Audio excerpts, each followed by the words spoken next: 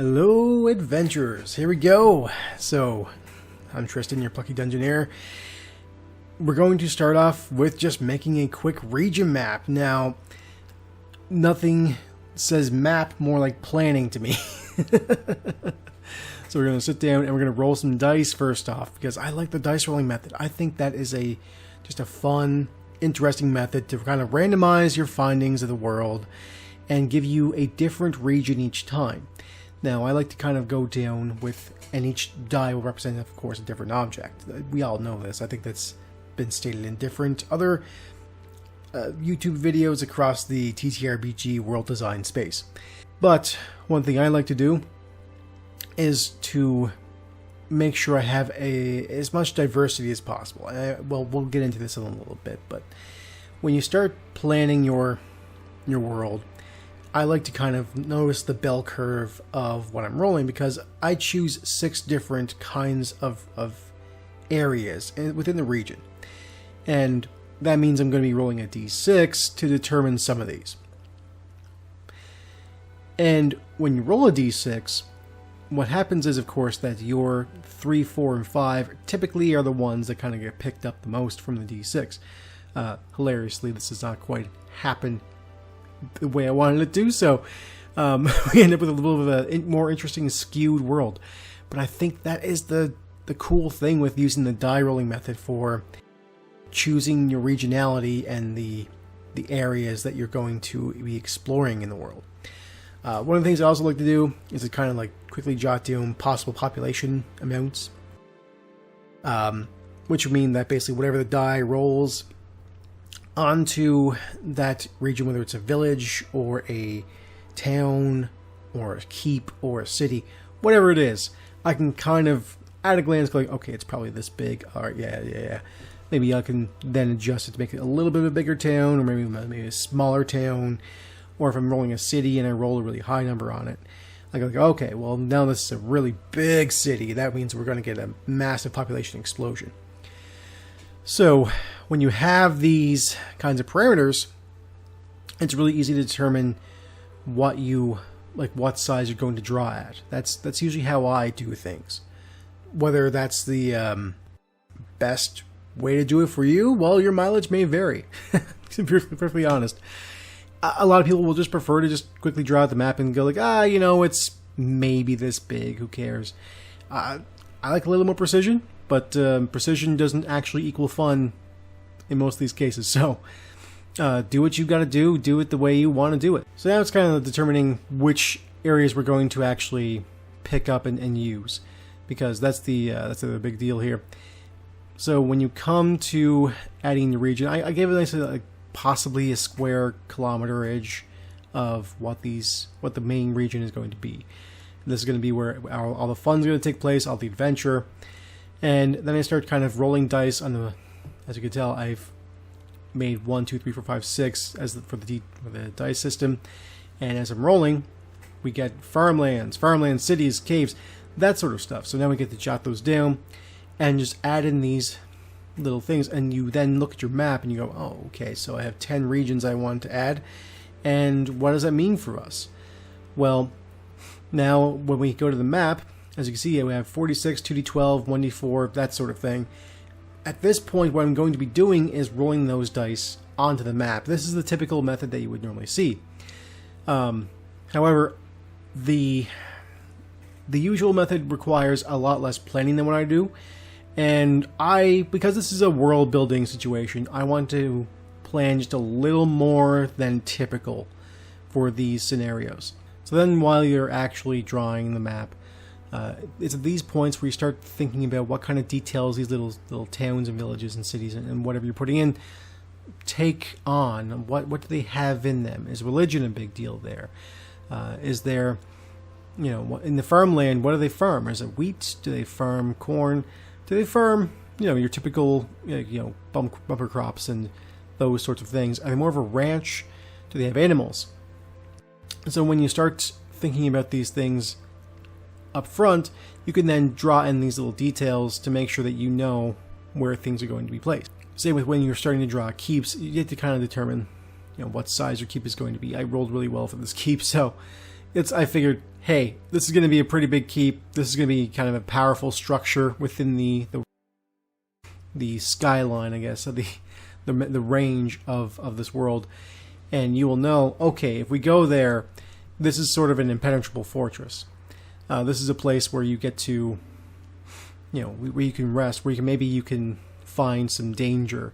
Maybe you can get a job there. This is the place where, maybe the common man is not there as much, but as an adventurer, you probably will come here often enough. So I wanted to make it a strong, heavily featured place on the map. It's what you also will get with these methods, which I always sort of don't like, are things that don't necessarily make sense. And sometimes you end up with a place that's just like, oh yeah, this is this absolutely should have this forest next to this mountain range, which happens. But then you realize my forest is like tiny. I don't have much forest in this fantasy setting, which is absolutely fine. But I find that when it comes to making maps, you want as much exploration as possible, especially in the fantasy realm. For other kinds of games, you don't necessarily need this to worry about how much forest you are representing in the world. In this case, I tended to, make as much forest as I possibly thought would be in the area. Divide it up a bunch because there's a lot of like densely packed structures within the region. Enough so to be like, maybe this will be an area where it's been heavily colonized and they don't worry too much about the forest lands.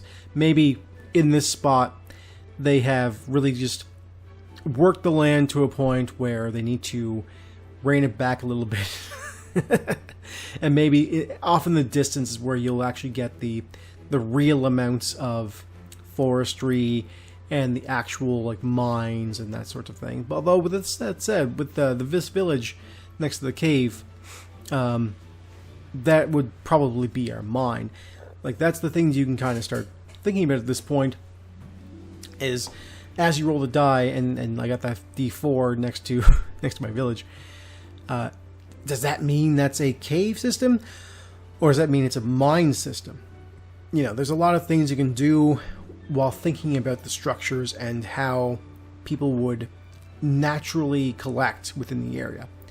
Okay, well, this is where we get to draw our dungeon, and honestly, of course, with being a region map, you're only going to see the very tip of the dungeon. So, in a way, it almost, I don't know, almost feels bad when you're just kind of like, yeah, I'm going to draw this dungeon. Oh, right, yeah, it's just a small, little, tiny, jutting tip of this dungeon region. And it's like, oh, I just really want to get into the meat of drawing this dungeon. And I don't know, at these points you get to be a little impatient, but I think that the main thing is to be as patient as you possibly can when you're drawing these maps and just enjoy yourself. And especially when you're adding in roads. I don't know what it is, but I love adding in roads. Roads are just a lot of fun to draw.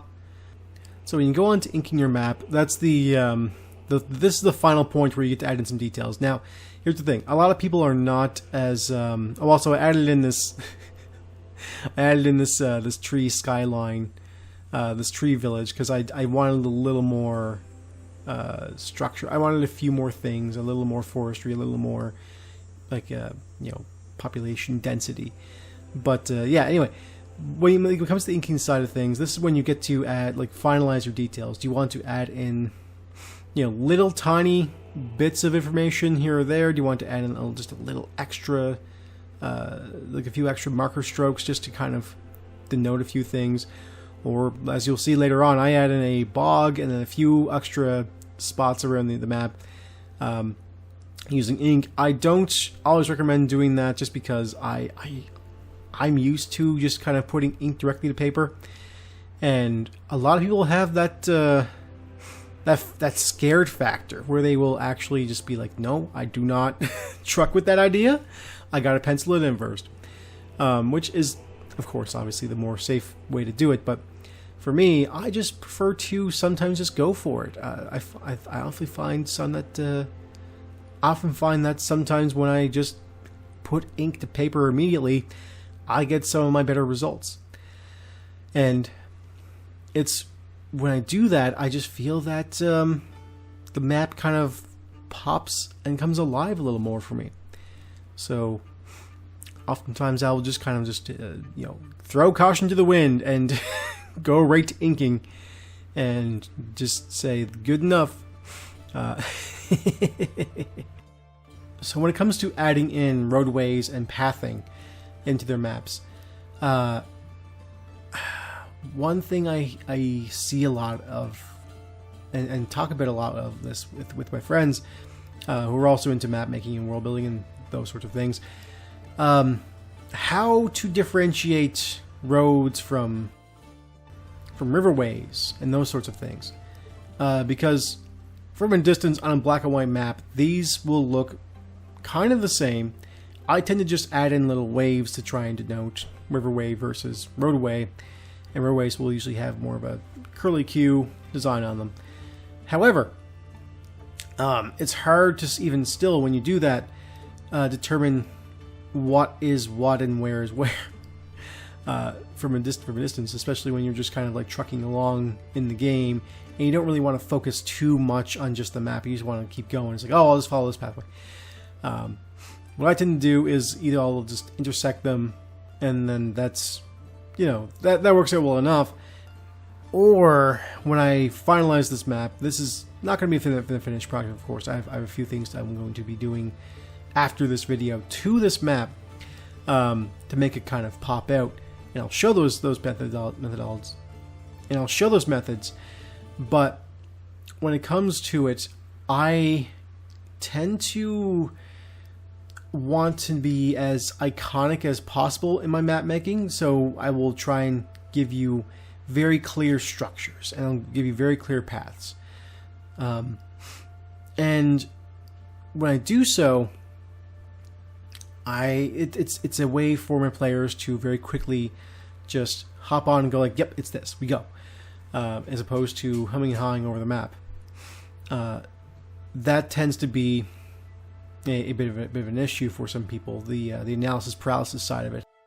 Now at this point you can kind of, something I'd like to add in at this point is just a few structures that really speak to the economy of the region that you're working with. Now that'll be warehouses, that'll be ports, that'll be stables, these certain areas that will help kind of determine like, oh, okay, this town or city may be into, maybe they have a good farming economy. Maybe this city is on the water. Typically cities are on the water, as a side note. And because I didn't really put in a whole lot of heavy water region in this map, what I did here was make sure that you know that, hey, this river section, this comes into a mecca that ends up becoming this city's main source of economy. And then as we sort of finish up working on the city, just from the get-go, this is where we can determine what our city map is going to look like a little bit, just to kind of give us an idea of what's happening here. So we know there's industry, we know that we have a lot of probably smithing and forging and those sorts of aspects of the world. I mean, there's a mine up their way, so they would probably have easy access to ore and ways to make tools and those sorts of objects. So when it comes to building the city map, these are the things that we're going to want to keep in mind. At this point, I'm adding in a bog because I wanted a bog because I realized I had no real wetlands in this spot, and I was like, oh man, I would love just a little bit of wetland just to make sure that we have some weird little spot to put hags and trolls and whatever, I just want to put monsters into weird little spots, and I think the wetlands in general are a great place for those things to happen. So same with when I'm drawing in these mountains here. This is the point where I can look at this and go, yeah, I'm gonna add in giant spiders, I'm gonna add in mushroom people, whatever, cave lichen that comes to life. And then we start kind of working in on the treetop village, and I'll be perfectly honest, I just wanted this village here. I didn't I didn't actually think about this one too much. But I know we'll get a purpose. Obviously some sort of, I don't know, elven colonies are typical go-to, but I don't know, who knows? Maybe there's tree-dwelling orcs. I'm sure that could be a thing. Some hobgoblins hanging out up here with their tree fort. Very defensible position. Those sorts of areas are probably pretty key to them, I would say. And I just feel that when you're adding in these details to get your treetop village to kind of stand out, I don't know, adding in just one giant tree, I feel just helps things along, just to give the point across of this is a big treetop village, you know. Do with it what you will. Maybe you'll go there. Maybe you'll get invited by the denizens, but who knows? Definitely still alien. All right, and as we wrap things up, this is the region map we're working with. I'll be doing more with this region map. This will be a small series going off of just this map into different ways we can kind of make certain spots, you know, shine. Different ways we're going to make the economy work. And then probably talk about the individual villages and towns and what they mean within the world and how people interact with them. Of course, we haven't even named anything in this map, and they haven't even named this region yet. But we'll get there. Oh boy, howdy will we ever. Anyway, this is the Plucky Digineer signing off, and you have a wonderful day.